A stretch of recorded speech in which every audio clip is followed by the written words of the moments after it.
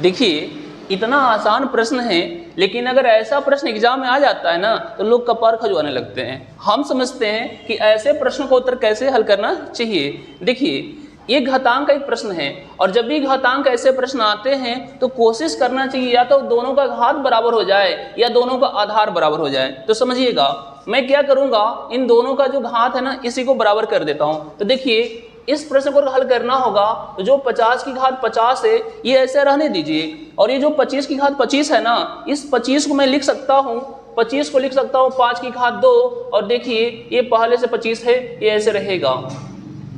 अब देखिए ये 50 की घात 50 बटे ये 25 की 5 की घात में 2 और घात 25 है, तो जब पावर का पावर होता है आपस में गुणा हो जाता है, तो 25 दूनी कितना हो जाएगा 50, तो 5 की घात 50 हो गया। बात समझ में आ रही है। अब देखिए अब मैं यहाँ पे 50 की घात 50 5 की घात 50, तो घातांक के नियम से जब दोनों की घात समान हो जाता है तो देखिए इस तरह से हम क्या करेंगे, इसको 50 फिर बटिए 5 और जो दोनों का घात है इसको हम 50 ऐसे लिख सकते हैं। देखिए एक घातांक का नियम है, अगर a की घात n बटे b की घात n, दोनों का अगर घात समान हो जाए तो दोनों को हम इस तरह से लिख सकते हैं a अपन b इसका घात n। तो हमने इसी तरह ये दिख रहा है तो हमने इसी नियम को हमने क्या किया यहाँ पे लगा दिया। अब बताइए 5 से 50 कटेगा कितने बार में, 10 बार में, और 10 और यही घात 50 बचा है ना जी, तो 10 की घात कितना हो जाएगा 50। इसका मतलब इस प्रश्न का उत्तर कौन सा सही होगा, इस प्रश्न का उत्तर हमारा विकल्प सी इसका सही उत्तर होगा। ठीक है, तो बताइए कौन इसमें दिक्कत है नहीं। तो इस तरह के जब भी ऐसे प्रश्न आए तो आप इसी तरह से हल कीजिएगा।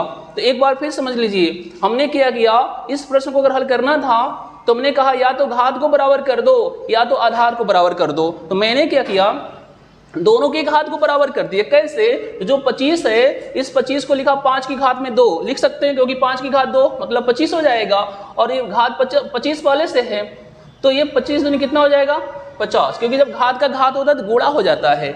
अब देखो दोनों का घात समान हो गया। अब मैं ये दोनों को इस तरह से लिख सकता हूँ 50 बटे 5 और इसका घात में 50। अब ये 5 से 50 10 बार में, और 10 की घात कितना 50, यानी इस प्रश्न का उत्तर कौन सा हो जाएगा, विकल्प सी सही उत्तर हो जाएगा। अब देखिए अगर ये प्रश्न समझ में आया हो तो मैं एक दूसरा प्रश्न लिखता हूँ, इस प्रश्न का उत्तर बताइएगा कितना होगा। ये प्रश्न है 50 की घात में 25 बटे 25 की घात में 25। बताइए इस प्रश्न का उत्तर क्या होगा, समझ में आया है ना, हल करके बताइएगा। ठीक है, और अगर मेरा वीडियो पसंद आए तो लाइक थोड़ा कर दीजिएगा।